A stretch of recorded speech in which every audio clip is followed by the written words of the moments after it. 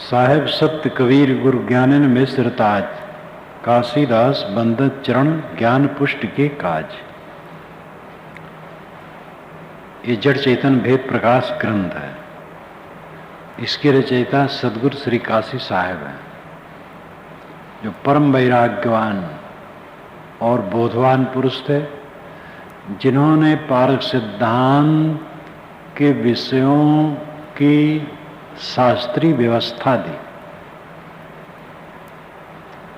साहेब सत्य कबीर गुरु, कबीर साहब सत्य गुरु हैं, सच्चे गुरु हैं, ज्ञानिन में सिरताज और ज्ञानियों में सिर मुकुट है। काशीदास बंदत चरण, श्री काशी साहब कहते हैं मैं उनका दास हूं, उनके चरणों की वंदना करता हूं। ज्ञान पुष्ट के काज, जिससे हमारा ज्ञान पुष्ट हो।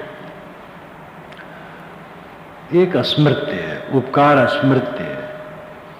कबीर साहब की वंदना की जाए तो कबीर साहब आशीर्वाद नहीं दे सकता, जिससे हमारा ज्ञान पुष्ट हो। एक स्मृत्य है, उपकार स्मृत्य है।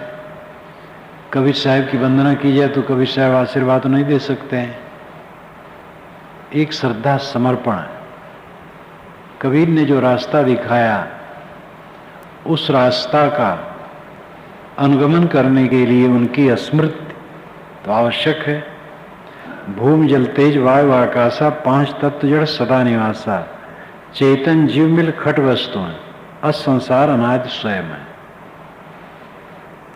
भूमि जल तेज वायु आकाश, ये पांच तत्व हैं। पांच तत्व जड़ सदा निवासा, इन जड़ पांच तत्वों का सदैव निवास है, सदैव रहते हैं। पांच तत्व मिट्टी पानी आग हवा आसमान। आसमान आकाश शून्य, इसलिए पारखी संत चार तत्व ही कहते हैं। चेतन जीव मिल खट वस्तु है,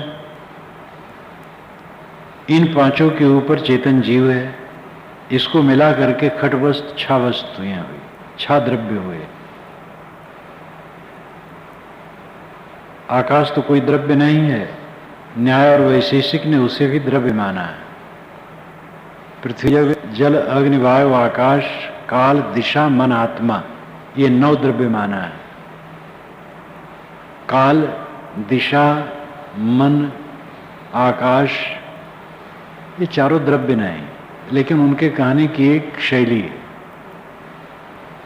चेतन जीव मिल खट वस्तुएं, चेतन जीव मिला करके छह वस्तुएं हुई, मिट्टी पानी आग हवा आकाश और चेतन। असंसार अनादि स्वयं है। इस प्रकार ये संसार अनादिकालीन है। संसार कब नहीं था? संसार सब समय था। जड़ नित्य है, चेतन नित्य है।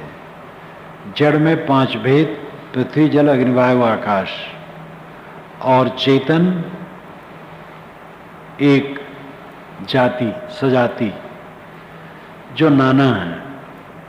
इस प्रकार ये छह द्रव्य, वस्तुतः पांच द्रव्य, पृथ्वी जल अग्नि वायु और आत्मा जीव। मनुष्य पशु अंडज तनधारी उसमज खान राशियां चारी। मनुष्य और पशु अंडज और उसमज ये चार तनधारी खानियां राशियां। मनुष्य विवेक प्रधान है, अन्य विवेक प्रधान नहीं है। नर पशु अंडज खानी योनिज, नर और पशु और अंडज ये खान योनिज है, योन से पैदा होते हैं। चाहे वो अंडज हो चाहे पिंडज हो, लेकिन किसी मां से पैदा होते हैं। उद्भिज अंकुरज उसमज माँ बाप रहित अयोनिज, और उसमज माँ बाप से रहित है, अयोनिज है। उसमज ऊष्मा से जन्मा, ऊष्मा से, जैसे अन्न में कीड़े, फल में कीड़े, पत्ते में कीड़े, वनस्पतियों में कीड़े हो जाते हैं, जगह जगह कीड़े पैदा हो जाते हैं। ये उसमझ खाने की जीवन। इसमें माँ बाप के संयोग की जरूरत नहीं। माँ बाप के संयोग में जो रजवीज काम करता है, उस उसमझ खाने में ये भौतिक द्रव्य स्वयं काम करते हैं। तो इस प्रकार ये चार खानियां, उद्भिज, अंकुरज और पाषाणा तत्तम संयोगन उत्पाना। उद्भिज, उद्भिज, उद्भिज दो प्रकार से कहा जाता है। ज्यादातर शुद्ध मानते उद्भिज। उद्भिज पृथ्वी फोड़ के निकलने वाला, ये उद्भिज कहलाता है। और अंकुरज भी वही है, वो भी पृथ्वी फोड़ के निकलता है। और पत्थर, पत्थर भी निर्मित होते हैं। ऐसी जगह में, जंगली पर्वतीय क्षेत्र में एकांतवास में जब रहा, तो बराबर में जा करके एक छोटे से पर्वत पर बैठ जाऊं, तो जब समय हो हलवाहक आए, जोतने लगे। तो एक बार मैंने कहा कि तुम्हारे खेत में जगह जगह छोटा छोटा पत्थर उभरा है। कहे हाँ महाराज, ये बचपन में और बहुत नीचे था, मेरे बचपन में, लेकिन ये और ऊंचा हो गया। तो पत्थर बनते हैं, निर्मित होते हैं। कंकड़ पहले बहुत छोटे होते हैं, धीरे धीरे बड़े हो जाते हैं। तत्तन संयोग से उत्पाना, ये तत्वों के संयोग से उत्पन्न होते हैं, निर्जीव हैं। ज्ञान क्रिया न अवस्था ताही आते, सब निर्जीव रहे हैं। इनमें ज्ञान की क्रिया नहीं है, न तीन अवस्थाएं। वृक्ष, वनस्पत, पत्थर, इन सब में जागृत, स्वप्न, सुषुप्ति अवस्थाएं नहीं। पत्थर और वनस्पत में अंतर है। वनस्पत में बीजी असर है, किंतु उसमें आत्मा नहीं है, चेतना नहीं है। वो कुर्सी टेबल की तरह नहीं है। कुर्सी से कुर्सी नहीं हो सकती, टेबल से टेबल नहीं हो सकता। बीज से वृक्ष होगा और वृक्ष से बीज होगा, ये प्रवाह चलता है, किंतु प्राणी नहीं है। इसीलिए वनस्पत विज्ञान और प्राण विज्ञान, ये दोनों अलग अलग अध्ययन है। ज्ञान क्रिया न अवस्थाता ही, ज्ञान की क्रिया उसमें नहीं है। और न जागृत, स्वप्न, सुषुप्त, तीन अवस्थाएं। जहां इंद्रिय और मन होता है और जीव होता है, वहां तीन अवस्थाएं होती हैं। मन और इंद्रियों का व्यवहार जागृत है, और मन इंद्रियों का व्यवहार जब सिमट जाता है वो सुषुप्ति है। और जब अर्ध सुषुप्त होती है तो मन इंद्रियों के व्यवहार काल में ग्रहण किए हुए संस्कारों के प्रतिबिंब स्वप्न होते हैं। तो मन इंद्रिय न होने से, जीवात्मा न होने से जागृत अवस्था वृक्ष वनस्पतियों में नहीं है। इसलिए स्वप्न नहीं और सुषुप्ति नहीं। याते सब निर्जीव रहे, ये सब निर्जीव हैं। वृक्ष बीज वृक्ष सह सड़ गल जावे, अंकुर जड़ न चेतन गावे। बीज से वृक्ष होता है, तो जब वृक्ष बढ़ जाता है बीज सड़ जाता है, और फिर वृक्ष से बीज फल इत्यादि होते हैं। जितने अंकुरज हैं सब जड़ हैं, ये चेतन नहीं। कपूर जले गंध रही ताकि, कर्म वासना तस रही बाकी। देहधारी में चेतन है। कपूर जल जाता है लेकिन उसकी गंध पात्र में रह जाती है। इसी प्रकार देहधारी की देह छूट जाती है, लेकिन जीव के साथ में संस्कार रह जाते हैं। वह संस्कार फिर देह धराने में कारण होते हैं। सूक्ष्म देह अंत में रही, ताते स्थूल देह जीव धरही। देह, स्थूल देह छूट जाने पर सूक्ष्म देह उसके जीव के साथ रहता है। सूक्ष्म देह का मतलब है संस्कारों का समुच्चय। वो कोई आंख नाक की तरह कोई देह नहीं, संस्कारों का समुच्चय। कारण देह भी माना जाता है। कारण देह अज्ञान है। कारण देह सूक्ष्म, इसलिए पारखीसम कारण देह सूक्ष्म देह दो नहीं कहते हैं, स्थूल सूक्ष्म केवल दो कहते हैं बस। अन्य मतों में कारण देह भी कहते हैं, फिर और भी शाखा प्रशाखा बहुत जोड़ते हैं, लेकिन उसकी जरूरत नहीं है। स्थूल सूक्ष्म ये दो में काम बन जाता है। स्थूल ये शरीर है और सूक्ष्म वासनाओं का समुच्चय। शरीर छूट जाने पर अंत में सूक्ष्म देह जीव के साथ चलता है। ताते स्थूल देह जीव धरहि, उसी से जीव स्थूल शरीर धारण करता है। अनाद प्रवाह देह संबंधा, पर्वत जीव सब हो गए अंधा। अनाद काल से देह प्रवाह चला आ रहा है। अनाद प्रवाह देह संबंधा, जीव और देह का संबंध अनादिकालीन है। ताते जीव सब हुए, पर्वत जीव सब हो गए अंधा, इसलिए जीव विषयासक्त होकर के अंधे हो गए, विवेकहीन हो गए। अनादि अभ्यस्त आसक्त प्रबल हो गई। आसक्ति अनादि है निश्चित, लेकिन अंधकार धर्म है, प्रकाश धर्म नहीं है। प्रकाश द्रव्य है, अंधकार द्रव्य नहीं है। ज्ञान द्रव्य है, अज्ञान द्रव्य नहीं है। मोह द्रव्य नहीं। 1000 वर्ष की का अंधकार गुफा में हो, टार्च चलाने पर तुरंत प्रकाश हो जाएगा, अंधकार खत्म हो जाएगा। क्योंकि अंधकार कोई वस्तु नहीं है, प्रकाश का अभाव अंधकार है।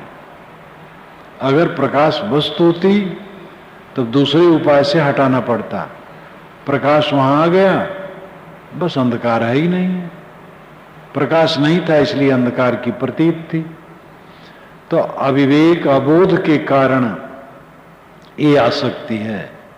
विवेक उदय होने पर आसक्ति शून्य हो जाएगी।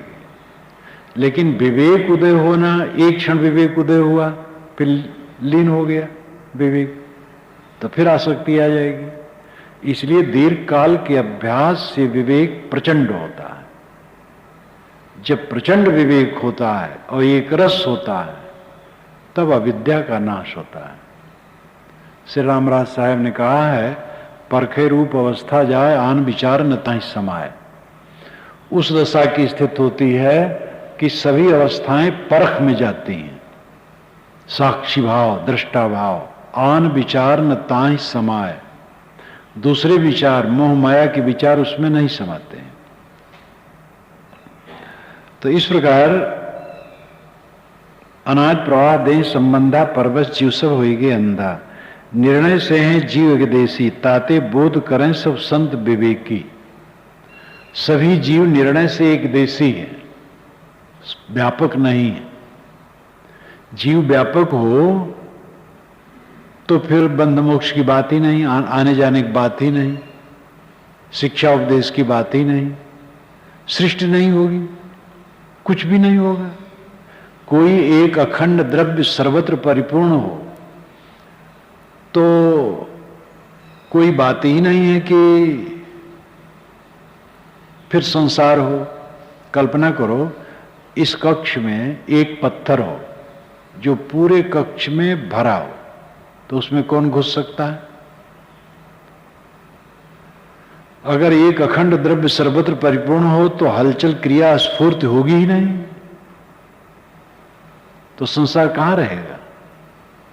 इसलिए किसी द्रव्य को व्यापक कहना यह महिमा परक वचन है। व्यापक का अर्थ शक्तिमान भी होता है, इसलिए शक्तिमान है जीव, ये कह सकते हैं। तो जीव निर्णय करके देखने से एक देशी है, सर्वदेशी नहीं है। ताते बोध करें सब संत विवेकी, इसीलिए विवेकवान संत बोध वैराग्य द्वारा बंधन से मोक्ष का उपदेश और साधना करते हैं। जीव एक देशी है, बंधा है, छूट सकता है। सर्वदेशी हो किसमें बंधा है और छूट के कहां जाएगा? इसलिए सर्वदेशी कह करके, सर्वव्यापक कह करके भ्रम पैदा करना होता है। जीव व्यापक नहीं है, सर्वगत कह सकते हैं, सर्वव्याप नहीं, सर्वगत। सर्वगत नाम सब जगह जाने वाला, कहीं भी जाने वाला, ये तो कह सकते हैं, लेकिन सर्वव्यापक नहीं कह सकते। संबंध जीव शरीर का अध्यास मात्र यहाँ है, संयोग संबंध कहते हैं देहोपाधि सुताएं। जीव का और शरीर का संबंध अध्यास मात्र है, आसक्ति मात्र है, संस्कार मात्र है। संबंध में इसको संयोग संबंध कहते हैं, देहोपाधि में इसको संयोग संबंध कहते हैं। संयोग संबंध, अन्यतर कर्म संयोग, संयोगास संयोग, कई भेद प्रभेद संयोग में माने। संयोग संबंध, दो पहलवान लड़ने लगे, ये संयोग संबंध। दो मित्र गले मिले, संयोग संबंध। हम आप इकट्ठे हुए, संयोग संबंध।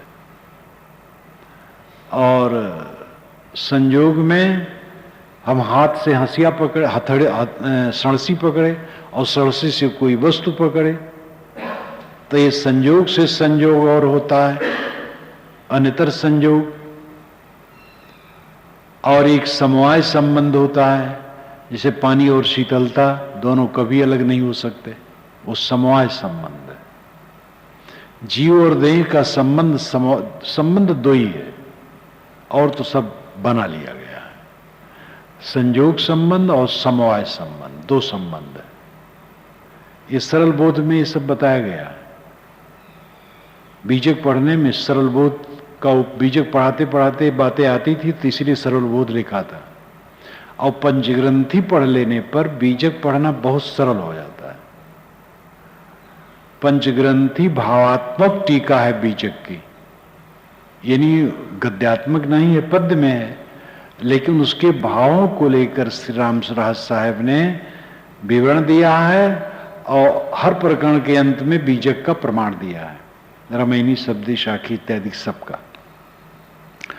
तो पंचग्रंथी बीजक की भावात्मक टीका मानी जाती है। और 6 दर्शन 96 पखंडा साहब ने कहा इसका विवरण पंचग्रंथी में है। ऐसे बीजक की कुंजी है पंचग्रंथी। बीजक पंचग्रंथी है, जुड़वा नाम चलता है बीजक पंचग्रंथी। तो संबंध जीव शरीर का अध्यास मात्र ही है। जीव और देह का संबंध अध्यास मात्र है, आसक्ति मात्र है, वासना मात्र है। और देह संबंध में इसको देहोपाधि से संयोग संबंध कह सकते, संयोग संबंध है। लेकिन ये संयोग कैसे? आसक्ति बस, अध्यास बस। कार्य रहित अखंड जीव अजर अमर अनंत, ज्ञान है ताकर नित्य गुण, कहें पारखी संत।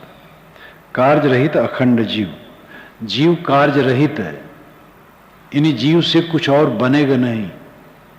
ये स्वयं किसी का कारण नहीं और किसी का कार्य नहीं, ये स्वयं कार्य नहीं है और इससे कोई कार्य बनता नहीं है। अखंड है, अजर है, अमर है, अनंत है। अजर का मतलब है जीर्ण न होना, अमर का मतलब है न मरना, अनंत का मतलब है समाप्त न होना। यहां अनंत का व्यापक नहीं, अनंत अनंत एक देशव्यापी अनंत, एक काल व्यापी अनंत। काल व्यापी अनंत है, देशव्यापी नहीं, सब जगह नहीं, एक ही वस्तु सब जगह नहीं, किंतु सब काल में है, इसलिए अनंत।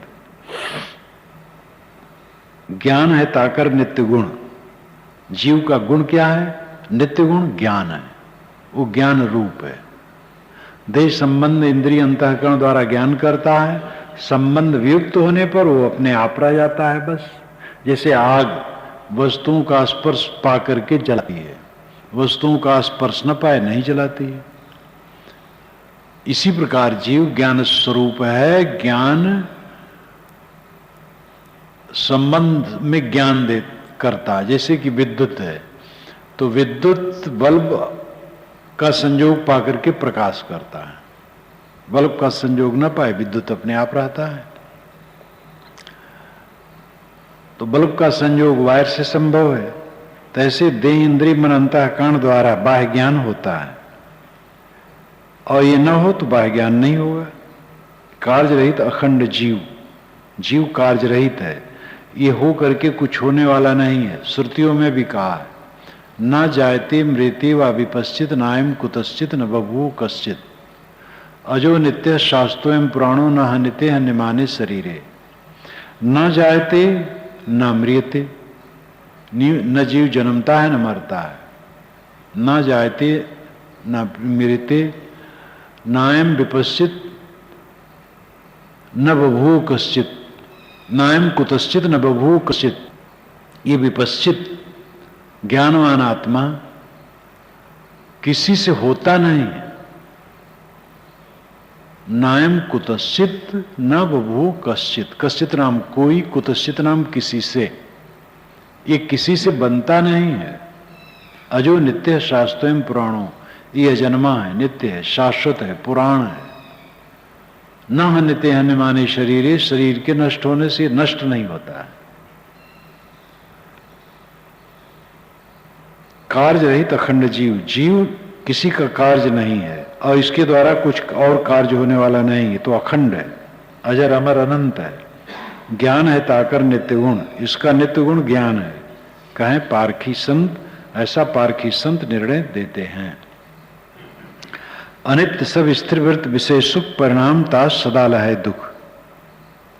जितने विषय सुख हैं जिसमें वृत्त स्थिर होती है वो अनित्य है और उसका परिणाम सदैव दुख होता है। इस सूत्र रूप में श्री काशी साहब ने कहा है, थोड़ा थोड़ा थोड़ा थोड़ा ऐसे का विस्तार निष्पक्ष ज्ञान दर्शन इत्यादि में खूब विवरण से। तत्वजुत निजबोध विवेक में इसका खूब विवरण है श्री काशी साहब की पुस्तक में, गद्यात्मक है। अनित्य सब स्थिर वृत्त विषय सुख, विषय सुख में जो वृत्त स्थिर होती है साहब कहते वो अनित्य है। काम भोग में कोई लगा तो वृत्त उसमें स्थिर हो गई तो उसको सुख लगता है, लेकिन कितने क्षण का, फिर छूट गया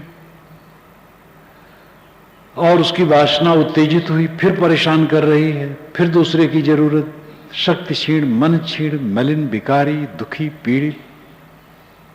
ऐसे खाने में बैठे, स्वाद लगा, बड़ा आनंद आया, मन उसमें रम गया, कितना खाओगे? गलत तक खाओ तब भी उठने पड़ेगा और फिर परेशान होगे। जितना सुख है दुनिया का विषय सुख, और उसमें जो हमारी वृत्ति स्थिर होती है सुख निज स्थिरता केरा, खोजत भूल के विषयन हेरा, ऐसे कुछ है श्री विशाल साहिब वाणी में। है सुख निज स्थिरता केरा, निज स्थिरता का सुख है और हम उसको विषयों में खोजते हैं। बढ़िया व्यंजन रखा हो, खूब जीम रहे हो आनंद से, कोई कह दे तुम्हारा लड़का कुएं में गिर पड़ा, वो भोजन जन कुछ अच्छा नहीं लगेगा, फेंक करके भागेंगे। तो वृत्त स्थिर है इसलिए सुख लगता है, वृत्त स्थिर नहीं होगी तो सुख नहीं लगेगा। विषयों में जिस काल में वृत्त स्थिर होती है उस समय सुख का भ्रम होता है और क्षणिक है। परिणाम ताश सदा लहै दुख, उसका परिणाम सदैव दुख होता है। ये अच्छी तरह से समझ लो। ये विवाह के रूपक में जो है वो गीत है, वो संसारी ही गाते हैं और व्यंग करते हैं। अरे घोड़ा पर बैठा है दूल्हा, तो घोड़ा जैसे मुंह लटकाए है वैसे तू भी मुंह लटकाए, और बहुत उसमें सब वैराग्य की बात बताई गई है और वह तब बताने वाले संसारी हैं, क्योंकि सबको पता लगता है कि परिणाम में क्या, थोड़े दिन में राग रंग फिर भंग। कोई मान महंती पा गया, एक उम्मीदवार महंत ने कहा घोड़ा कसा है, केवल उस पर बैठ करके चल देना। और सचमुच में सर्वसम्मत से उनको महंत बनाने की बात थी। संपन्न आश्रम में महंत बनाया गया, बड़ा होल दुलम्मा हुआ, बड़ा सम्मान हुआ। कुछ दिन में बीमार हुए और फिर मर गए। महंती में क्या धरा, गुरुआई में क्या धरा, बड़प्पन में क्या धरा? कुछ पाते हो, क्या पाते हो? सपना पाया और छुटा। अपने को पाओ, अपने में लौटो। परमानंद, परमानंद। जहां स्मरण भी नहीं करना है, सोचना भी, ध्यान क्या, वही तो अवस्था है। कुछ न सोचो, एकदम अकेले में अपने आप में सिमटाना, ये परम सुख है, परम बल है, परम पद है, परम ऐश्वर्य है। और तो सब कूड़ा कचड़ा है, सारा संसार कूड़ा कचड़ा। ये संसार सकल है मैला, राम गहे ते सूचा। कहें कबीर, राम नहीं छाड़ो गिरत परत चढ़े ऊंचा।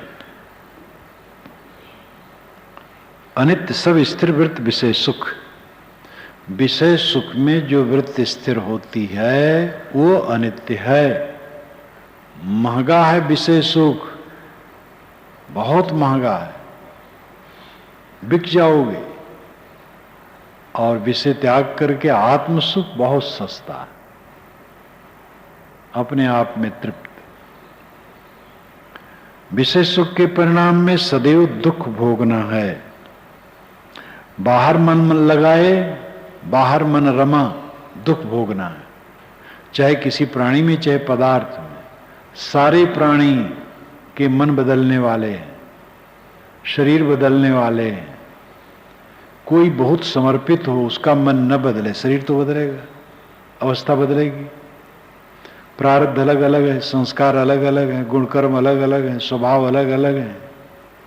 किसमें मोह करते हो?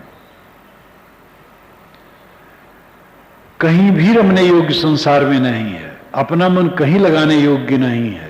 अपने राम में एकाएकी रामते की संतन के संग। दुनिया से ती दोस्ती, पड़त भजन में भंग। एकाएकी रामते की संतन के संग। दुनिया से दोस्ती करने पर भजन में भंग पड़ता है। इसलिए या तो अकेले राम में रमो और या तो संतों के पास बैठो, जो संत ज्ञान की बात कहें। एक बूढ़ी माँ रहे, साधुनी रहे, वैष्णव रहे, पारखियों से खूब प्रभावित रहे, अकेले कुटीर रहे, लिप पोत करके एकदम चमाचम, मिट्टी सब मिट्टी मिट्टी रहे, लिपा पुता। जाऊं, दंडवत करो, बैठो, बच्चों बच्चा बैठो। थोड़ा मोटी मोटी रहे, बूढ़ी बूढ़ी, बहुत मीठ बोले, बच्चा बैठो। बच्चा मकान को जानता है तो जानने वाला बड़ा है कि मकान बड़ा है? तो माता जी जानने वाला बड़ा है। तो ऐसे जीव बड़ा है कि देह बड़ा है? देह बड़ी है। देह में जीव है और जीव देह को जानता है। पारखी भाषा बोले तो उनके पास जाऊं, बड़ा आनंद आवे, सब संसार की झंझट उतर जाए चित्त से। ज्ञान की बात कहें, संतों की जगह में जाओ, जगह से संतोष मिलेगा। भाव अपना हो तो न भाव हो। परम विवेकवान के पास जाकर के पहुंचते हैं तो सोचते हैं कितने पानी में है, जरा बात करें। अब पानी थाने जाते हैं, वे क्या पाएंगे? अब ऐसे हैं कि भेषधारी और प्रपंची हैं तो वहां भी कुछ नहीं मिलेगा। संत हो और संत हो, भेषधारी न भी हो तो संत हो तो वहां मिलेगा। तो साधु की संगत में रहो या तो भजन में रहो, दो में से एक में रहो। तो अनित्य सब स्थिर वृत्त विषय सुख, परिणाम ताश सदा लहे दुख। विषयों में जहां वृत्ति स्थिर होती है वहीं आनंद का भ्रम होता है। साहब कहते हैं लेकिन वो अनित्य है और उसके परिणाम में सदैव दुख भोगना है, इसलिए विषय सुख से हटो। जीवन मुक्त सुख अनित पिछानो, सुख स्वरूप जीव नहीं जानो। सुख को साहब एकदम काटते। जीवन मुक्ति सुख अनित पिछानो।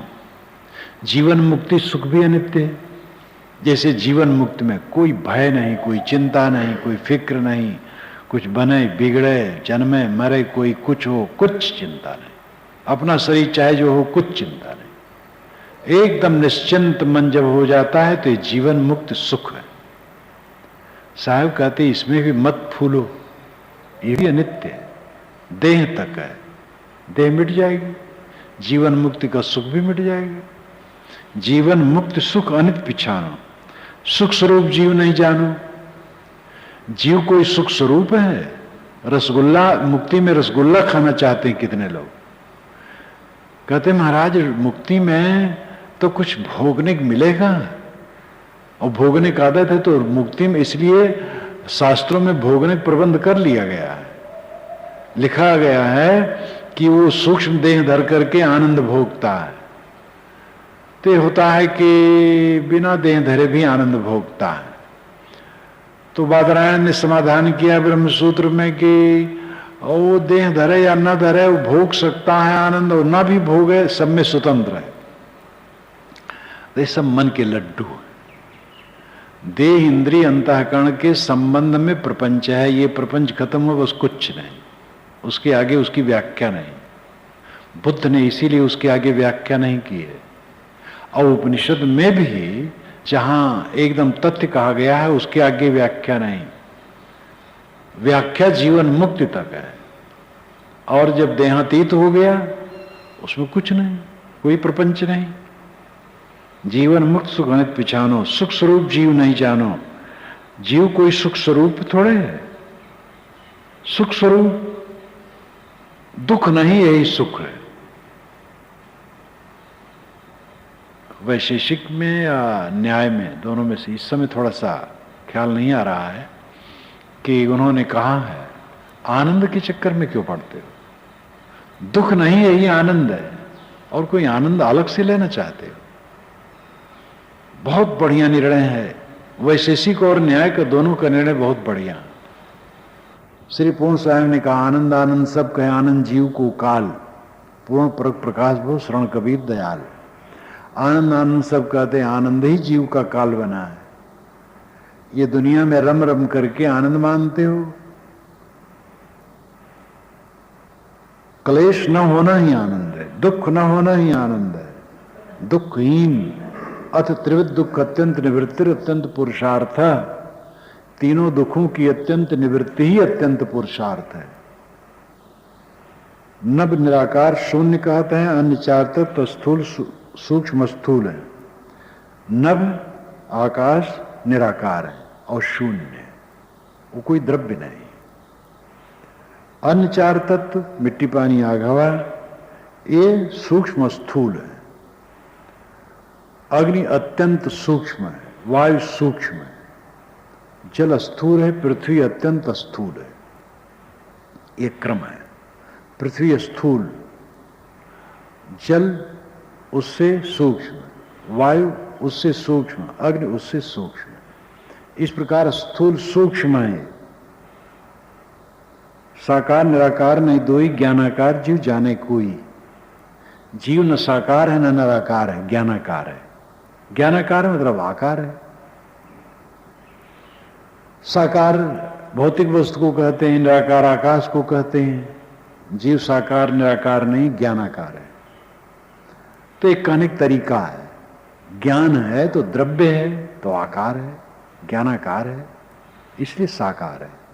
साकार कहने से भौतिक वस्तु की याद आती है, इसलिए साहब के साकार नहीं है। निराकार कहने शून्य की याद आती है, इसलिए शून्य नहीं है, तो ज्ञानाकार है, यानी ज्ञान स्वरूप है। सुख में सूक्ष्म हंता हुई अध्यास लक्षण जाने सोई। अध्यास किसे कहते हैं? जो जीव की फांसी है, जो बंधन है। सूक्ष्म सूक्ष्म अहंकार होता है, वही अध्यास का लक्षण है।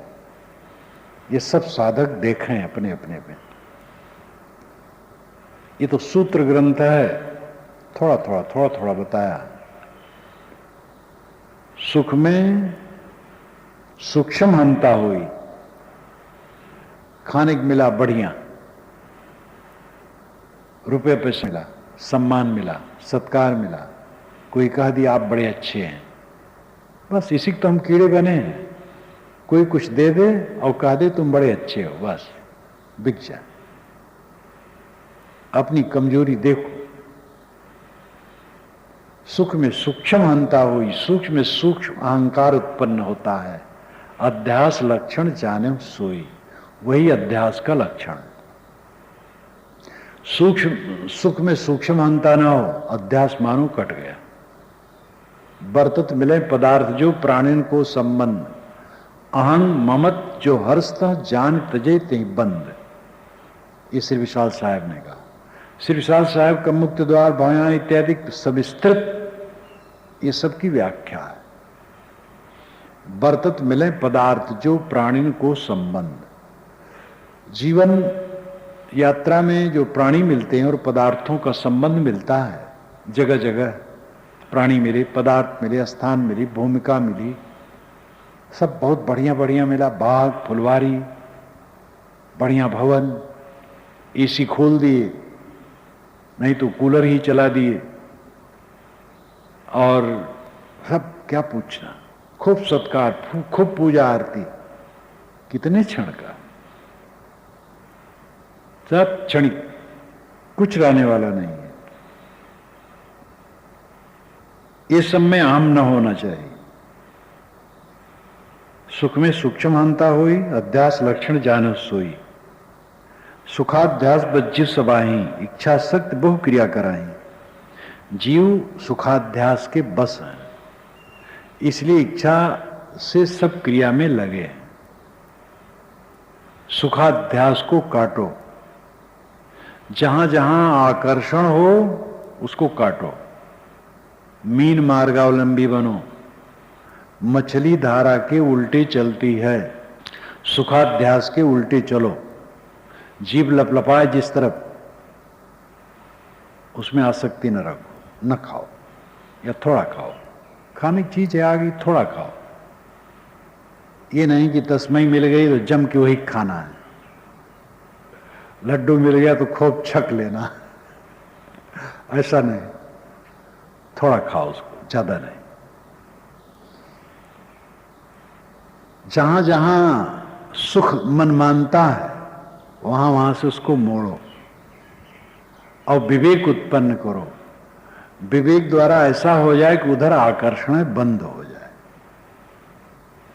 और हो जाता है, इसमें संदेह नहीं है।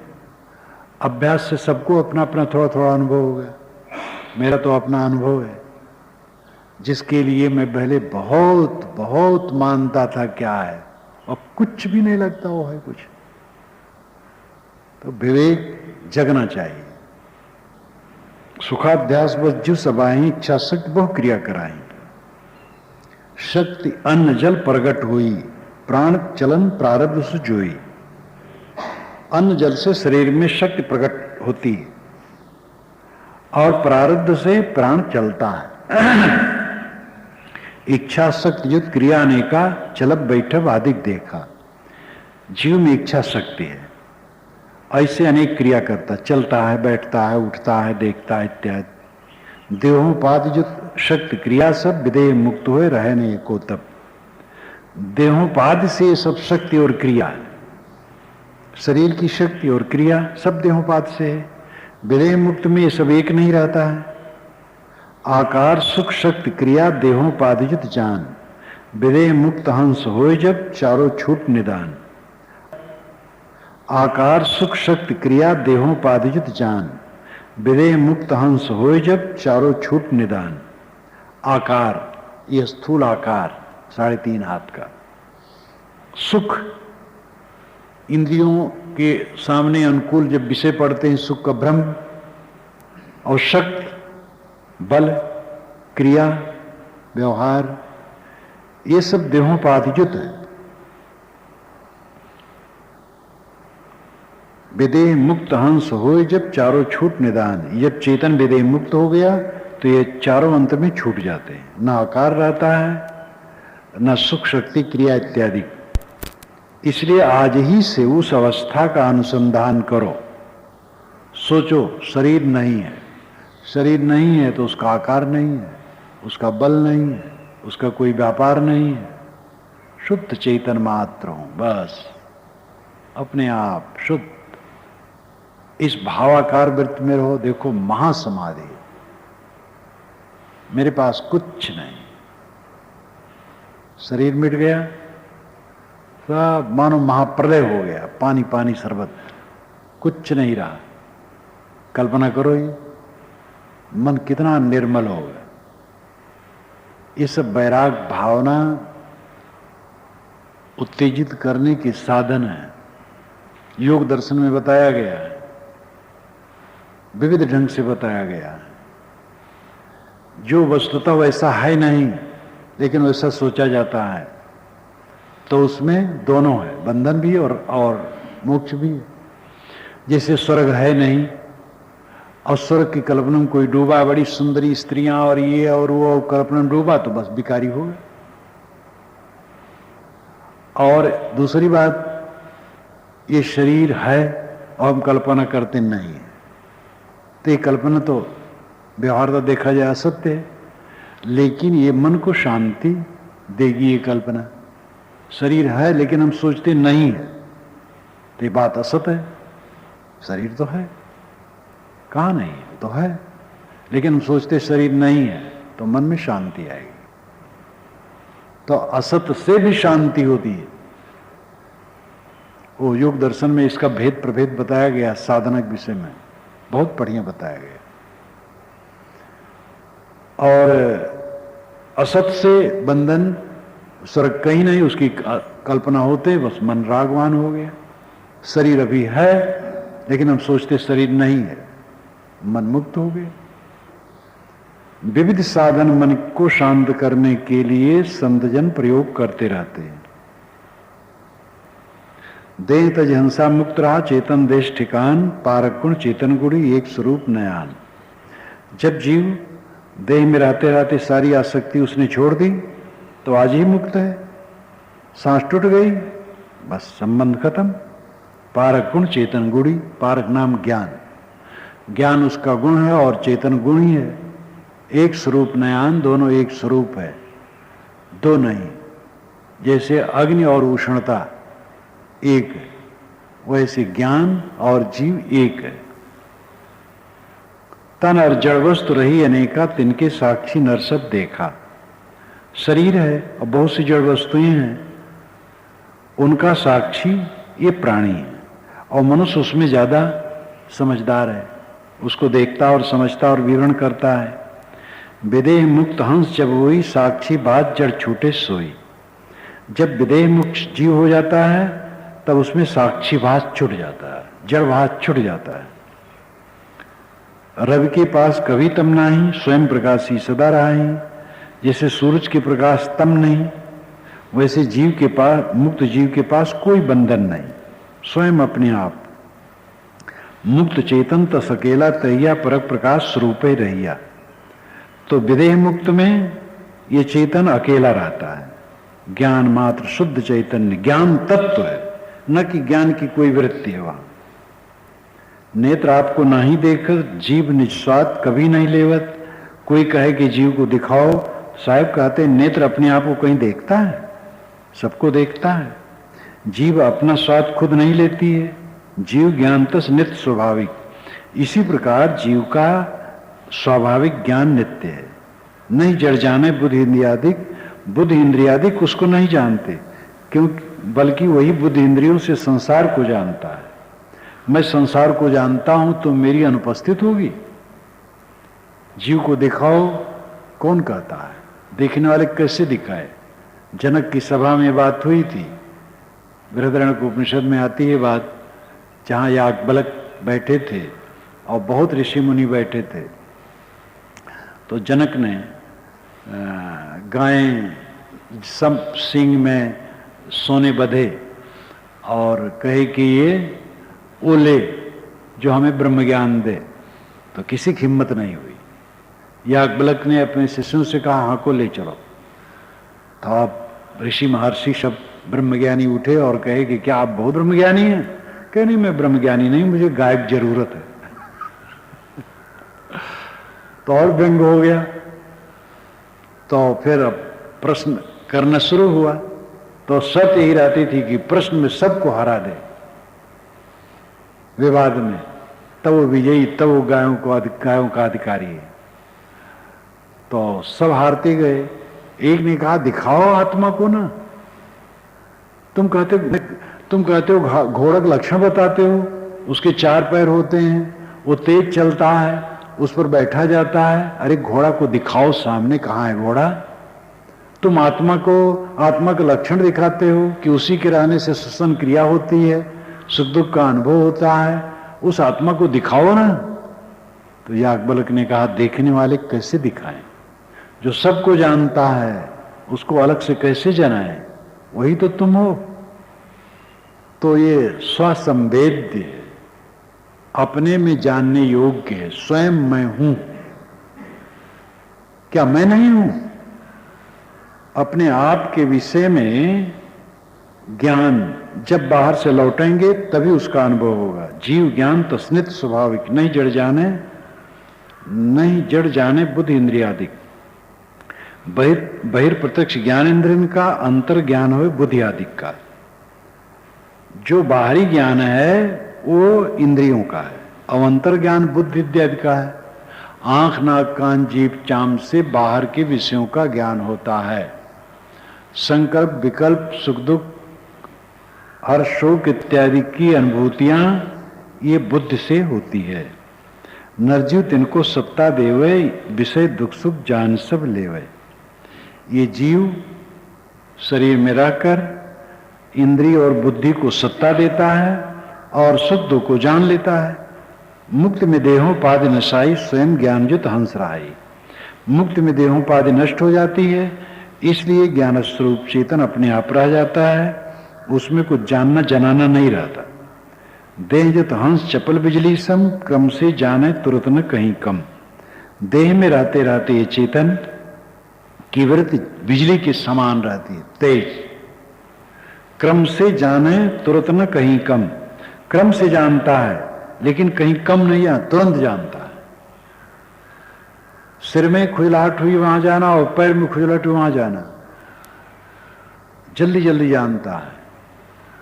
लेकिन क्रम रहता है। जैसे 100 पान के पत्ते तर ऊपर रखो और एक सुई चुभा दो तो लगेगा एक बार में चुभ गया, एक बार में नहीं चुभा, क्रम से चुभा। पहले ऊपर का पत्ता छिदा, तब बीच वाला, पीछे वाला, फिर पीछे वाला, फिर पीछे वाला, क्रम से छिदा, लेकिन इतना तेज छिदा कि झट से लगा कि एक साथ हो गया। ऐसे चित्त की वृत्ति होती है, जल्दी जल्दी सब यहां का स्मरण, वहां का स्मरण, वहां का स्मरण हो जाता है, लेकिन होता है क्रम से। देह जो हंस चपल बिजली सम, क्रम से जाने तुरंत न कहीं कम। स्वरूप ज्ञान चेतन का सदा एक रस जोय, देहोपाधि सुज्ञान में घटबड़ भाष्य।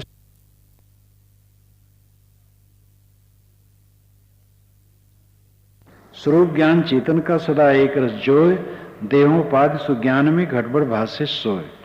स्वरूप ज्ञान चेतन का एक रस है, वो ज्ञान मात्र है। देहोपाधि में घटबड़ है। जैसे कि संस्कारी जीव हैं, तीव्र बुद्धि है, संस्कारहीन है, बुद्धिमंद है। अन्य जानवरों में बहुत कम ज्ञान है, आत्मा तो वही है। तो देहोपाधि से घटबड़ ज्ञान होता है। विषय सुखों की हंता माया मुख्य आए, परख दृश्य दृढ़ राख के त्यागे मुक्त हो जाए। साहब कहते विषय सुखों की हंता यही मुख्य माया है, और इसको त्याग दे बस मुक्त हो जाए। विषय सुखों की हंता माया मुख्य यह आए। माया क्या है? अब दूसरे लोग माया के विषय में कितना उलझाते हैं। प्रभु की माया, अब प्रभु की माया तो आपके हाथ से बाहर है, वो नचाती रहे। अघटित घटना पटी सी दृत्या निर्वचनीया, जो घटना न घट सके वो घटा दे, वो अघटित घटना पटीसी है। अघटित घटना पटीसी की परिभाषा ही होती है, जो घटना न घटे वो घटना माया पटा दे, करा दे। अघटित घटना पटीसी दृत्या, जिसको तरा न जा सके, अनिर्वचनीय, जिसका निर्वचन कथन न हो सके। इस प्रकार लोगों ने माया को ऐसा उलझाया कि हमारे शक्ति बाहर हमारे ऊपर कूद पड़ती, जो चाहे सो करे और हम उसमें रोएं। पारखी संत कहते बिल्कुल गलत है। विषय सुखों की हंता माया मुख्य है।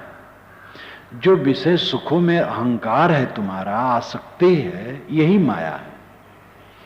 परख दृष्टि दृढ़ रख के त्यागे मुक्त हो जाए।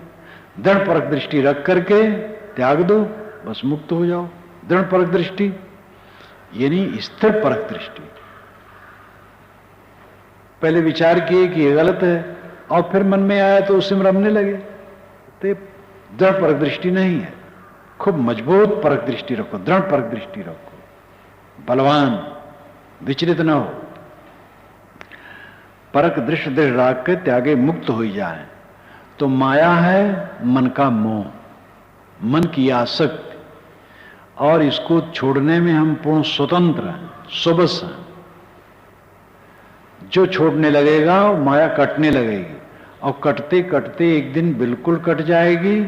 और जब बिल्कुल कट जाए तब भी सावधान रहना जीवन भर। तो माया की परिभाषा श्री कबीर साहब ने यही कहा है, माया मन तो एक है, माया मन ही समाये तीन लोग संशय परि मैं काय कौन समझाए। माया माया सब कहे, माया लखे न कोई, जो मन से न उतरे माया कहे सोए।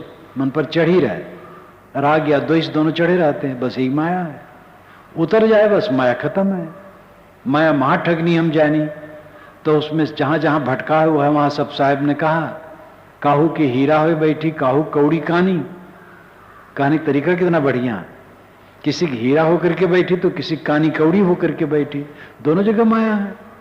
जहां मन फंसे वही माया, मन न फंसे बस निर्माया। इसलिए माया अनिर्वचनीय दुरत्या घटित घटना पटीसी नहीं है।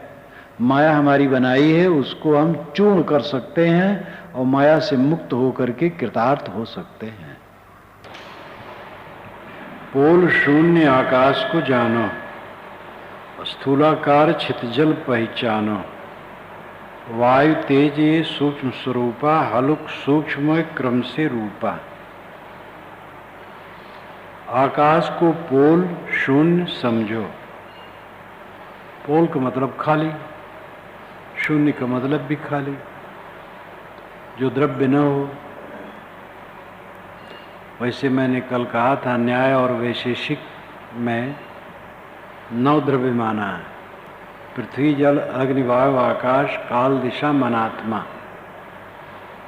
तो मन दिशा काल और आकाश को भी द्रव्य माना है। तो उनकी द्रव्य मानने की अपनी अलग शैली है। किंतु द्रव्य जिसका घनमान हो, जिसमें आयतन हो, जिसमें कोई आकार हो, गुणधर्म हो, उसको द्रव्य कहना चाहिए। आकाश में कोई घनमान नहीं। घनमान का मतलब होता है उसके ठोस होने का एक आकार, और उसमें कोई गुणधर्म नहीं है। आकाश शून्य, पोल शून्य। स्थूलाकार छित जल पहचानो। छित और जल ये दोनों स्थूल आकार है। स्थूल आकार, मोटा आकार। वायु तेज ये सूक्ष्म स्वरूपा। वायु और तेज यानी आग ये सूक्ष्म स्वरूप है। हलुक सूक्ष्म व क्रम से रूपा, वह क्रम से हलुक सूक्ष्म रूप में। पृथ्वी स्थूल है, जल उससे कम स्थूल है, और अग्नि सूक्ष्म है, वायु और सूक्ष्म है। इस प्रकार ये क्रमशः पृथ्वी जल अग्नि वायु क्रमशः सूक्ष्म होते गए।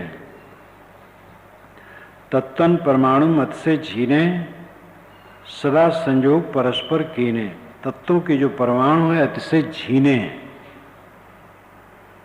परमाणु की कल्पना मोटे ढंग से की गई है। जो सूरज की किरणें झरोखे से अंदर में आती हैं, उन रश्मियों के बीच में जो उड़ते हैं दिखाई देते हो तरसरेण, और उनका तीसरा भाग अणु है, फिर दूसरा या तीसरा भाग परमाणु, ऐसे माने। लेकिन ये बहुत मोटा अंदाज है। परमाणु के विषय में इतने कहना चाहिए जो फिर न टूट सके। वैज्ञानिक परमाणु को भी तोड़ दिए हैं कहा जाता है, तो जिसको तोड़ दिए वो परमाणु नहीं, और टूटता जाए क्या तो वस्तु शून्य हो जाएगी? वस्तु तो रहेगी। जिसकी सत्ता है वो असत्ता में नहीं जा सकता है, ऊर्जा मात्र रह जाती। तो ऊर्जा किसमें रहती है? शक्ति किसमें रहती है? शक्तिमान ना हो तो शक्ति कहाँ रहेगी? इसलिए ये भी एक भावनावादी कल्पना हो जाती है। ब्रह्मवादियों को लोग भावनावादी कहते हैं और भौतिकवादी भी पूरा भावनावादी हो जाते हैं और एकदम निर्णय को गड्ढमड्ढ कर देते हैं। द्रव्य कितना सूक्ष्म होता जाए परंतु उसकी इकाई बच रहेगी, शून्य सब नहीं हो जाएगा। परमाणु का क्या आकार है, ये जो मोटा वर्णन शास्त्रों में है वो सच्चा नहीं। हम इतना ही कह सकते हैं जो फिर न टूट सके वो परमाणु है। सदा संयोग परस्पर कीने, उनमें सदैव संयोग रहता है। परमाणुओं में संयोग रहता है। विरोधी परमाणुओं में संयोग, पृथ्वी जल अग्नि वायु, ये परस्पर विरुद्ध हैं, भिन्न भिन्न गुण लक्षण वाले हैं, लेकिन इनमें सब में संयोग है। धर्म गुण क्रिया शक्ति मेल आकार, ये 6 भेद चारों द्रव्यों में है, मिट्टी पानी आग हवा में। धर्म स्वभाव, पृथ्वी का धर्म कठोर, जल का शीतल, आग का गर्म, वायु का कोमल। गुण यानी विषय, पृथ्वी का गंध, जल का रस, अग्नि का रूप, वायु का स्पर्श, और स्पर्श में ही शब्द है, इसलिए 2 गुण उसमें। धर्म गुण क्रिया, सब में क्रिया है। श्री काशी साहब ने इसमें और निष्पक्ष सत्यान दर्शन में भी कहा कि जैसे खड़े चाक की क्रिया होती है, पश्चिम से पूरब तरफ घूमती रहती है पृथ्वी। तो ये तो पूरे भूमंडल की बात हुई। मिट्टी के कणों में क्रिया होती है जिससे एक दूसरे में जुड़ते हैं। जल की अधोगमन क्रिया है, नीचे बहना। आग का ऊर्ध्वगमन है, ऊपर उठना। और हवा का तिरछा गमन। धर्म गुण क्रिया शक्ति, सब में शक्ति है। पृथ्वी में धारणा शक्ति है, गुरुत्वा शक्ति है। गुरुत्वाशक्ति यानी खिंचाव की आशक्ति, केंद्र की तरफ खींचे रहना गुरुत्व का लक्षण है। और इन सब ब्रह्मांड के तमाम पिंडों में भी गुरुत्व आकर्षण है, कशिश है, आपस में खिंचाव है। और धारणा शक्ति है, धारण करना। पृथ्वी प्राणियों को धारण किए हुए, वस्तुओं को धारण किए हुए है। पृथ्वी निरंतर घूमती है, चक्के के समान चली जाती है घूमते घूमते, लेकिन कुछ गिरता नहीं है क्योंकि उसमें धारणा की शक्ति है। जल में भी थोड़ी धारणा की शक्ति है। नौका उस पर तैरती है, तृण तैरते हैं, लकड़ी तैरती है। तो धारणा शक्ति पृथ्वी में, जल में पिंड बांधने की शक्ति है। वायु में तोड़ने जोड़ने खिंचाव की शक्ति है। धर्म गुण क्रिया शक्ति मेल, एक परमाणु दूसरे परमाणु में मिले रहते, एक तत्व के परमाणु दूसरे तत्व के परमाणु में मिले रहते हैं। इसलिए आपस में मिलाप होने से ही रचना होती है। एक ही तत्व के परमाणु से रचना नहीं हो सकती है। भिन्न और विरोधी तत्वों के परमाणु मिलने पर ही रचना होती है। एक ही जाति के तत्व हो तो रचना हो ही नहीं सकती है। और आकार, सब में आकार है। पृथ्वी स्थूल, जल कम स्थूल, आग सूक्ष्म, वायु और सूक्ष्म। इस प्रकार ये 6 भेद हैं। तत्तन परमाणु रथ से जीने, सदा संयोग परस्पर कीने। सूक्ष्म स्थूल सूक्ष्म तत्व कारण नित्या हैं, सब कार्य पदार्थ नित्या। जो तत्व हैं वो स्थूल सूक्ष्म है और कारण रूप है और नित्य है सब कार्य पदार्थ नित्य, और उनसे जो कार्य पदार्थ बनते हैं वो अनित्य है। जैसे मिट्टी के घर घड़ा, वस्त्र, यंत्र, शरीर, ये सब बहुत से कार्य पदार्थ हैं। इसमें अन्य तत्व भी है लेकिन प्रधान मिट्टी है। और बर्फ, बादल, ओला पाला, ये सब जल के अंश हैं। अन्य तत्व उसमें मिले हैं लेकिन जल के अंश मुख्य हैं। ऐसे आग का लौ और अनेक प्रकार की ऊष्मा और वायु का आधी बॉर्डर, इस प्रकार कार्य पदार्थ जितने हैं वो अनित्य है। कारण नित्य है और कार्य नित्य है। बारंबार पदार्थ सब उपजे, पुण्य कारण में लय हुई निपजे। बारंबार पदार्थ उपजते हैं, मूल कारण तत्वों से कार्य पदार्थ बारंबार बनते हैं और पुण्य कारण में लय हुई निपजे। फिर कारण में लय हो जाता है। निपजे, निपजे मतलब मिटना, बिखर जाना।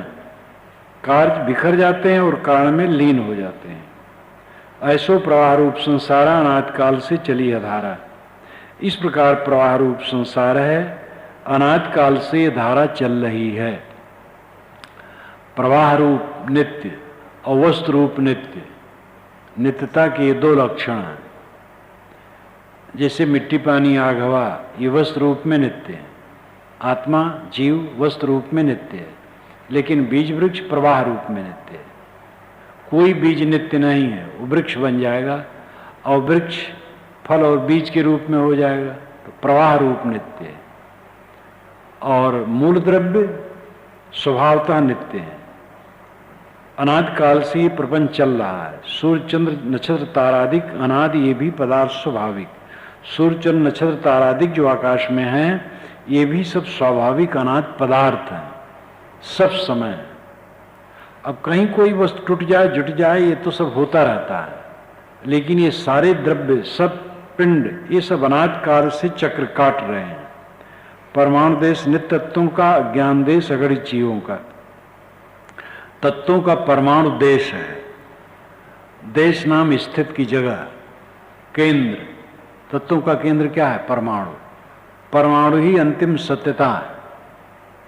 और ज्ञान देश अगणित जीवों का, अगणित जीवों का अपना देश ज्ञान देश है। ज्ञान स्वरूप है, स्वसत्ता। कितने प्राणी पदार्थ मिलते हैं, छूट जाते हैं, लेकिन अपने से अपना कोई छूटता नहीं। 50 वर्ष के पूर्व के प्राणी पदार्थ परिस्थितियों से हमारा संबंध नहीं है। 40, 30, 20, 10 वर्ष के पूर्व के प्राणी पदार्थ परिस्थितियों में से बहुत बदल गए हैं। कल यहां पर जितने लोग बैठे थे उनमें परिवर्तित कुछ हो गए हैं, तो ये सब छूट जाता, लेकिन अपने से अपना कभी नहीं अलग होता। इसलिए ज्ञान देश अगणित जीवों का, जीव अगणित है और सब जीव का अपना अपना देश ज्ञान देश है, स्वरूप देश। ज्ञान स्वरूप है। आकाश व्यापक तिनमें नाही, एक देशी बाहिर सोआही। आकाश उसमें व्यापक नहीं है। परमाणु में आकाश नहीं है और जीव में आकाश नहीं। जीव अखंड है, परमाणु अखंड है, उसमें आकाश कैसे हो सकता है? इसलिए एक देशी बाहिर सोआही, उससे बाहर है और एक देशी है। श्री काशी साहब ने आकाश को एक देशी कहा। आकाश एक ऐसा जंगल है जिसमें सब भूत प्रेत देवी देवता छिपते हैं। श्री काशी साहब ने जंगल को काट दिया। आकाश व्यापक कहाँ है? मौलिक द्रव्य जो परमाणु है उसमें हो नहीं सकता है और जीव अखंड है, उसमें घुस नहीं सकता है, तो आकाश व्यापक कहाँ है? आकाश भी एक देशी हो गया। एक देशी बाहिर सोआही। जीव और परमाणु के बाहर ही आकाश है। परमाणुओं के मेल में तत्वों का जहाँ वास, प्रत्यक्ष पूर्ण छिद्रंशो है आकाश निवास।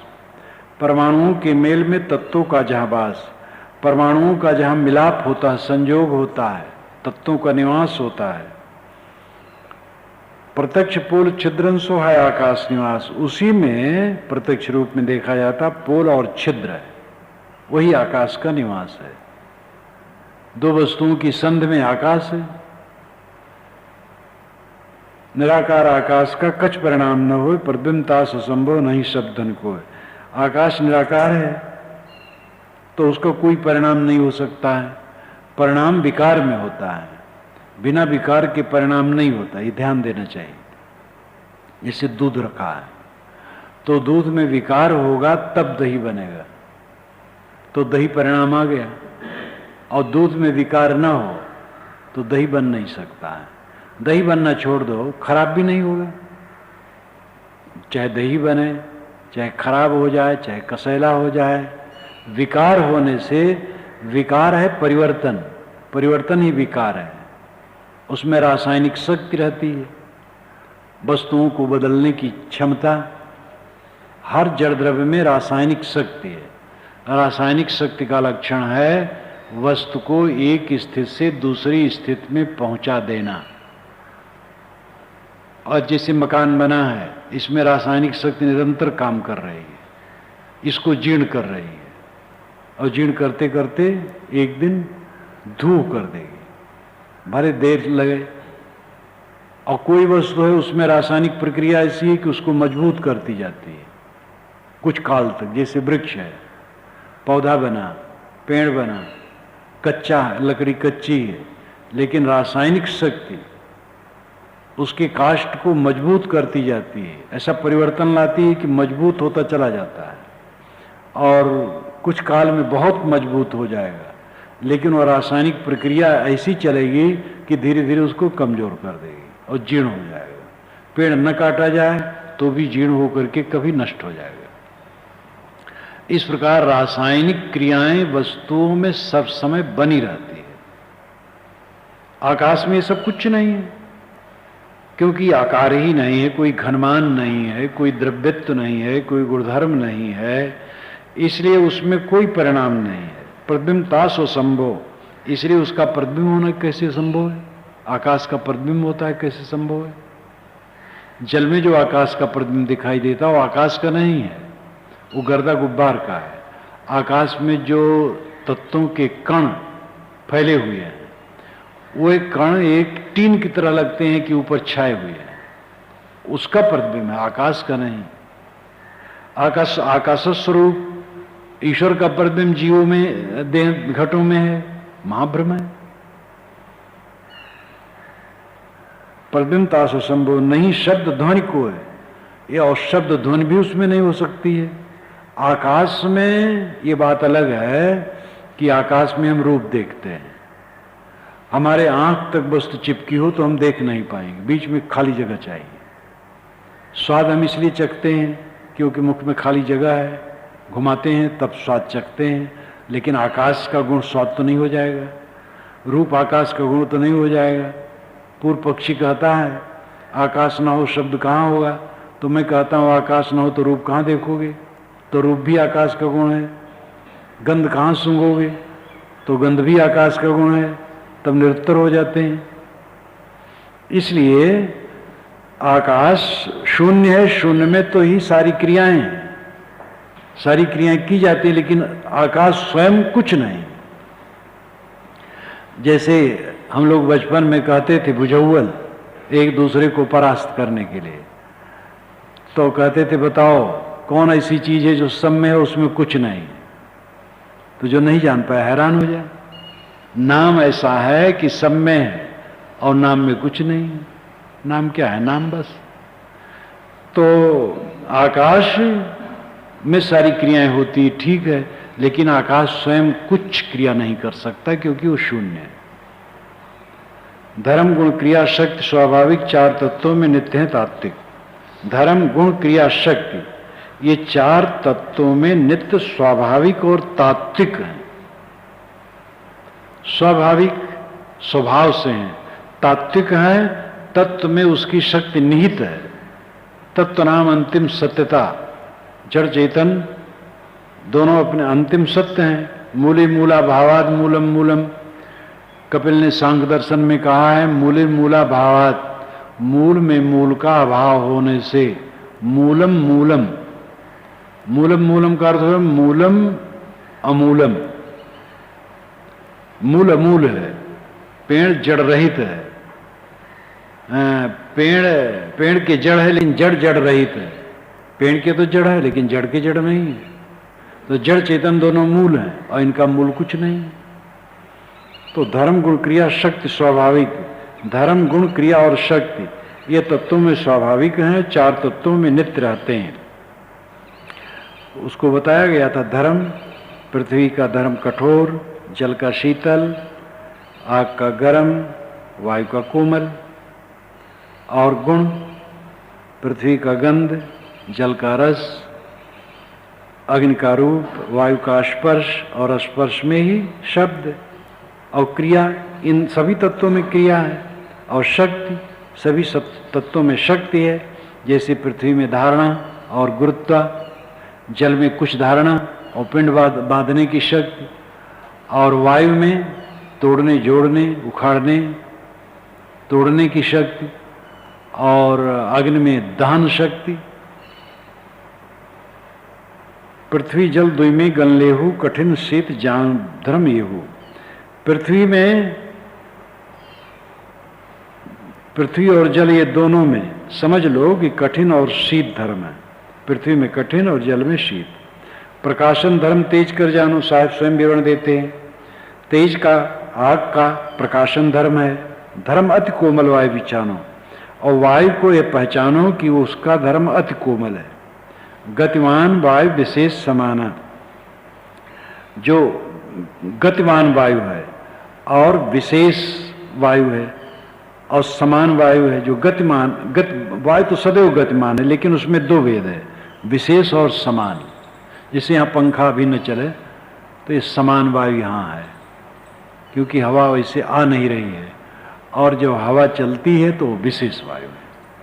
नहीं तो विशेष न चले तो भी वायु बिल्कुल ही गतिहीन नहीं है, समान रूप में चलती रहती है।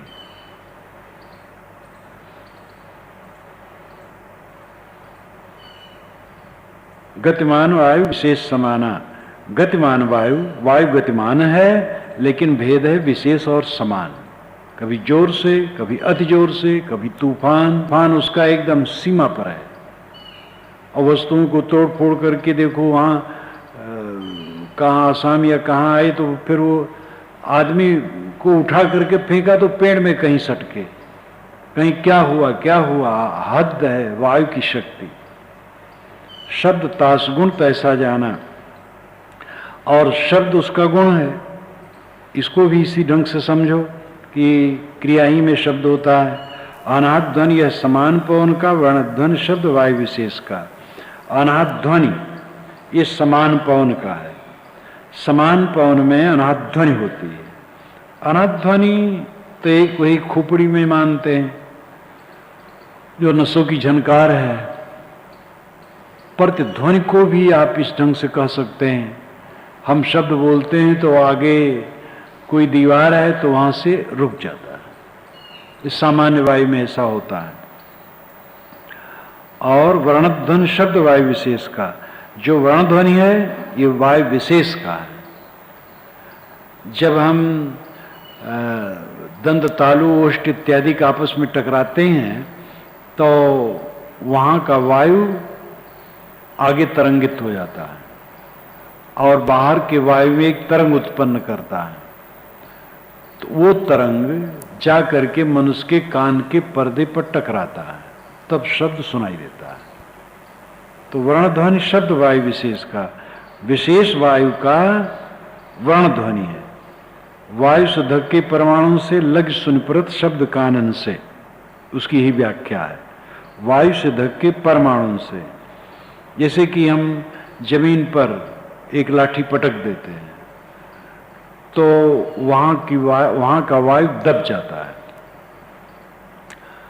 और आगे वायु में एक तरंग उत्पन्न हो जाती है और एक कण दूसरे से टकराते हुए बहुत तीव्र गति से वो फैल जाती है चारों तरफ। तो जहां तक उसकी क्षमता है वहां तक वो तरंग जाती है और कान के पर्दे पर टकरा करके शब्द सुनाई देता है। हम देखते हैं कि थोड़ा दूर कोई लाठी पटका है जमीन में तो तुरंत शब्द नहीं सुनाई देता, थोड़ा सा देर में सुनाई देता है।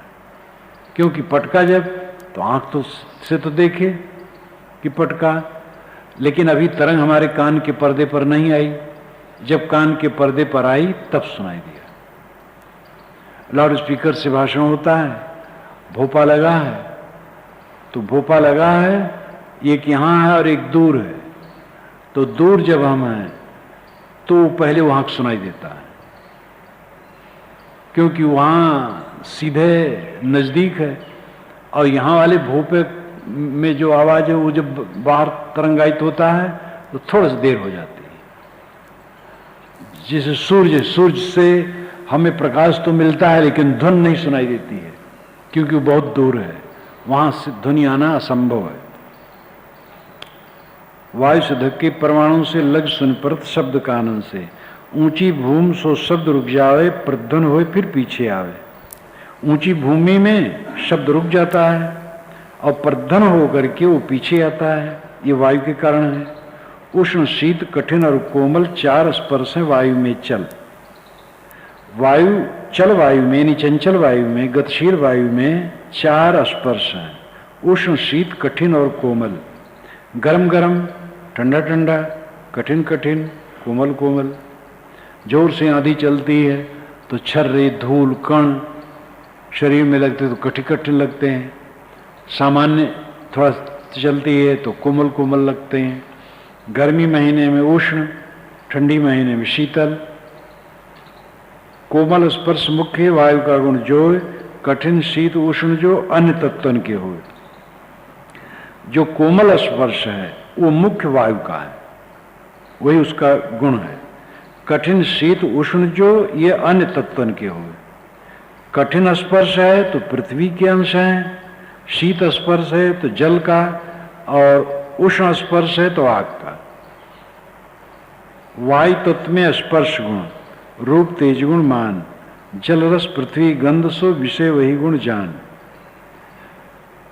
वायु तत्व में स्पर्श गुण, वायु तत्व में स्पर्श गुण है, छूने का गुण है, वो गतिशील है, सब वस्तुओं को छूती है।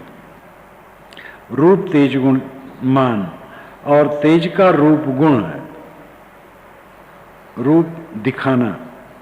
जल रस, जल का रस है, पृथ्वी का गंध है।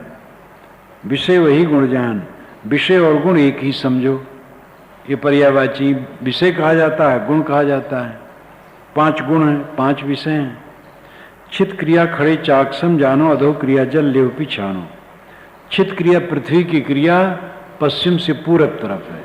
जैसे बैलगाड़ी पूरब को जा रही हो तो जो चक्का होता है वो घूमता है, ऐसे पृथ्वी ऐसी चलती है। इसीलिए सूरज क्षितिज पर दिखाई देता है, और जब घूमते घूमते और जाती है तो सिर के ऊपर आ जाता है, और चली जाती है तो पीछे हो जाता है, और चली जाती है तो दिखाई नहीं देता है। तो चित क्रिया पश्चिम से पूरब की तरफ ऐसे होती रहती है। ये दैनिक क्रिया है, और एक वार्षिक क्रिया है जो इसके साथ साथ वो ऐसे ऐसे होती रहती है। और उसमें भी वो तो चले करेगी, पश्चिम से पूर्व से चलती ही रहेगी, और ऐसे ऐसे भी चलती रहेगी। तो इसीलिए जो ये उत्तरायण दक्षिण होता है वो वार्षिक क्रिया से होता है, और रात दिन दैनिक क्रिया से होता है। छित क्रिया खड़े चाक समझानो। वैसे मिट्टी में क्रिया, परमाणु में क्रिया है, कंकड़ पत्थर वनस्पति तमाम चीजों का बनना। अधो क्रिया जल ले पिछानो, जल की क्रिया अधो, कहीं भी पानी गिराओ नीचे चला जाएगा। ऊर्ध्वगमन सो अग्निनित करे, आग ऊपर उठती है। सदा वायु तिरछी गति चली, वायु तिरछी गति से चलता है। क्रिया वायु में ऐसी हुई, आंधी बौड़र आवे सोई जोई। वायु में क्रिया ऐसी होती है, आंधी आती है, बौंडर आता है। वनस्पति हिले वस्तु मिलावे, वनस्पतियों को हिला देता है, वस्तुओं को मिला देता है। भिन्न भिन्न वस्तुओं को उठा करके पटक करके एक में गूंज देता है। पत्ते धूल कण झीन उड़ावे, पत्ते धूल कण झीने झीने इन सबको उड़ा देते हैं।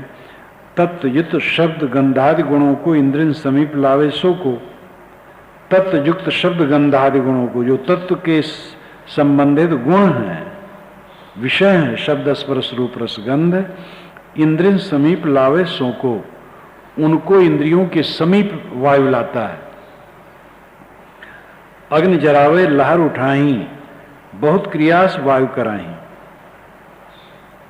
अग्नि को जलाता है, वायु ना हो तो अग्नि नहीं जलेगी, पानी में लहर नहीं उठेगी, बहुत क्रियास वायु कराई। इस प्रकार वायु बहुत क्रियाएं कराता है। वायु की शक्ति अस्पर्धाना, वृक्ष झुकाए गिरावे नाना। वायु की शक्ति ऐसी प्रबल है कि वृक्ष को झुका देती है, गिरा देती है, उखाड़ के फेंक देती है।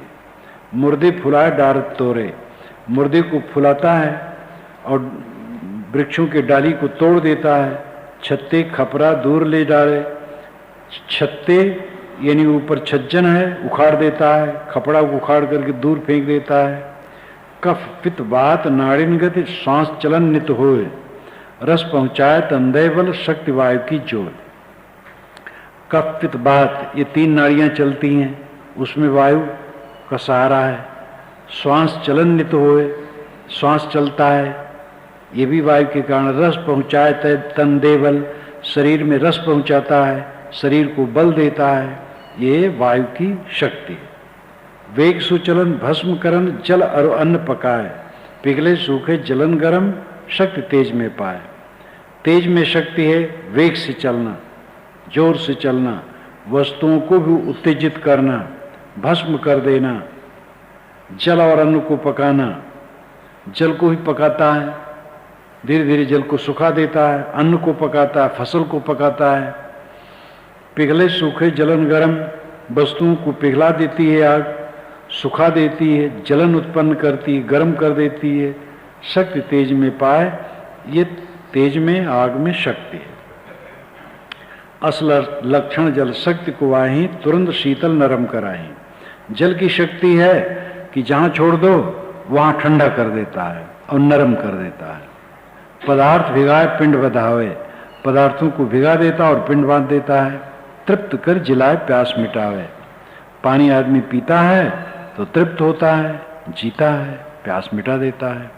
जल घी जमे मोती स्वाति में, जल जम जाता है, बर्फ हो जाता है, घी को जमाता है और स्वाति नक्षत्र में मोती को सीपी में जमाता है और स्वाति में जमाता है कि सब समय जमाता है, तो रूढ़ के अनुसार साहब ने कहा है।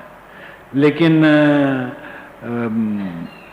समुद्र में मोती तो होती ही है, मोती होते हैं। कपूर जमे मणिफड़ी हाथी में, ये जो रूढ़ है, रूढ़ के अनुसार साहब कहते, केले में कपूर और मणि फणी, जो फण नाम सर्प है तो सर्प के मुख में मणि बन जाती है और हाथी में गजमुक्ता। लेकिन ये सब का पता नहीं, केले में कपूर का पता नहीं है, किसी सांप में मणि होती है ऐसा कुछ पता नहीं है, हाथी में गजमुक्ता होता है इसका भी पता नहीं है। ये रूढ़ के अनुसार साहब ने कहा है। वृक्ष तृणादि अंकुरित जामे, पत्र फूल फल उपजे तामे। वृक्ष तृणादि अंकुरित जामे, पानी के कारण वृक्ष तृण अंकुरित जामते हैं, पत्र फूल फल उत्पन्न होते हैं। बांधा होए और कलम लग जाई, पेड़ में बांधा हो जाता है बीच में गांठ और वहीं से एक दूसरा रूप ले लेता है पानी के नाते। कलम लग जाता है, पानी ना हो कलम नहीं लगेगा। सदैव अस जल शक्ति रहाई, इस प्रकार जल की शक्ति है। गुरुत्वाकर्षण धारण शक्ति दोनों शक्ति से चित्त में बढ़ती। गुरुत्वाकर्षण और धारणा शक्ति ये दोनों शक्ति चित्त में पृथ्वी में बढ़ती है। गुरुत्वा का मतलब खिंचाव और धारणा शक्ति मतलब ठहराए रखना। ये चंद्र सूर्यास्त का भी आपस में खिंचावा है, गुरुत्वाकर्षण से ही खिंचावा है। और वस्तुओं को ठहराए रखना ये धारणा शक्ति है। भूमि चंद्र सूर्यास्त खिंचावा गुरुत्वाकर्षण शक्ति का साहब स्वयं परिभाषा देते हैं। भूमि चंद्र और सूर्यास्त का जो खिंचावा है ये गुरुत्वाकर्षण शक्ति कही जाती है। वस्तु छोट बड़ जो जगमाही इसी शक्ति से ठहर रहा है। गुरुत्वाकर्षक शक्ति से ही ये ब्रह्मांडों में वस्तुएं सब छोटी बड़ी स्थिर हैं। कोई पदार्थ डिग नहीं देवे, धसे न भीतर नित थम लेवे। कोई पदार्थ डिगता नहीं है, न भीतर धसता है न बाहर भागता है। दूजी धारणा सक यह पृथ्वी जल में होए, फिरत भूम निस्दिन रहे, गिरत न मानुष कोय।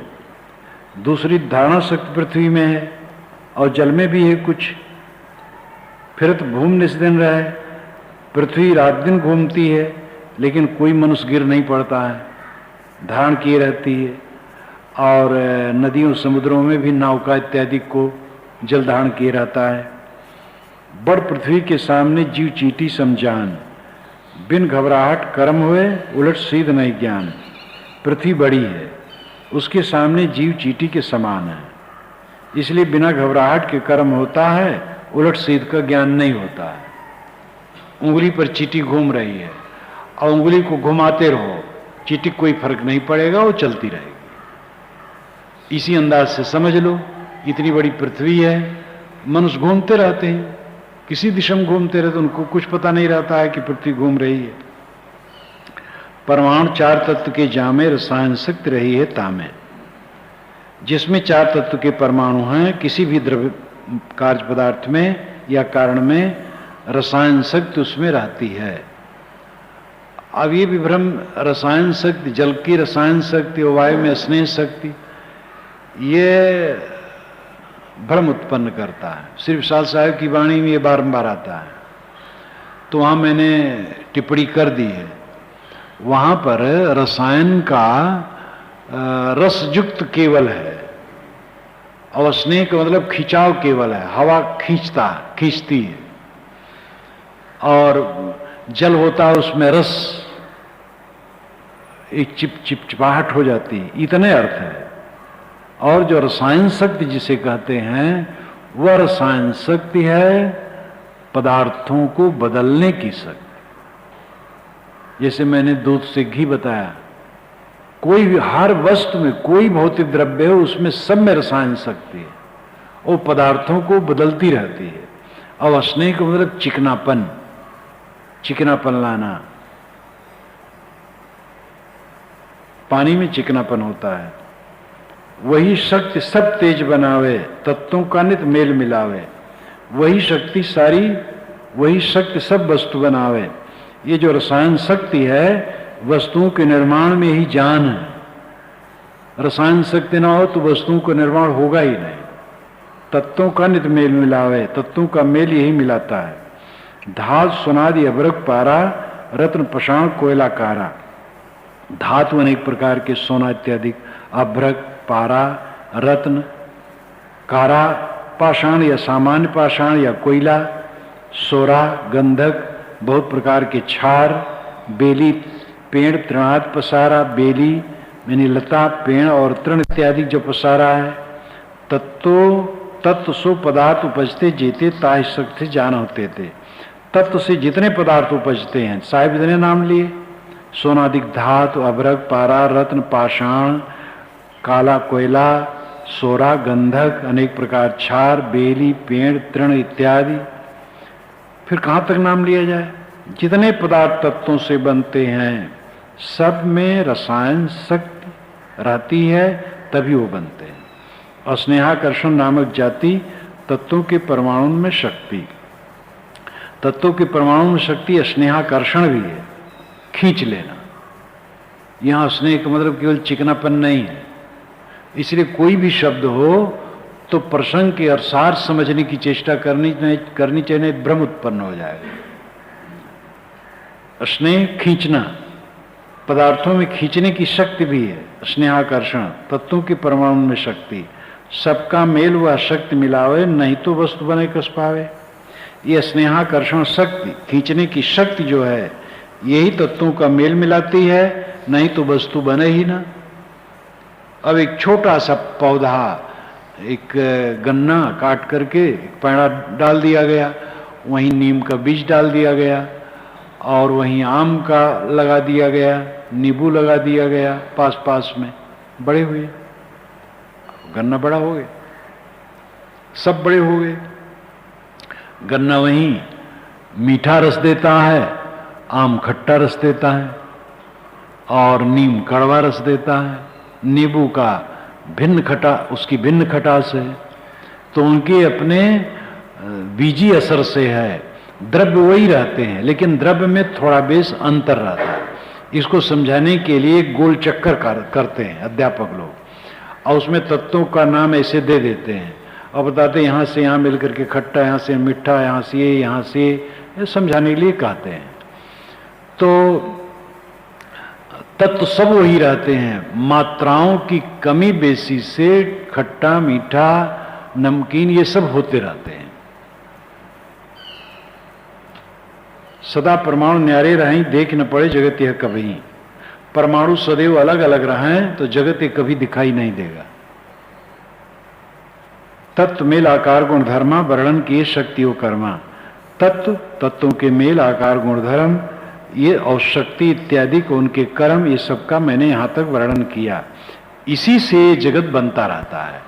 ये पृथ्वी जल अग्नि वायु आकाश, पृथ्वी जल अग्नि वायु, ये 4 तत्व और उनके गुणधर्मों से, 6 भेदों से ये जगत प्रपंच चलता रहता है।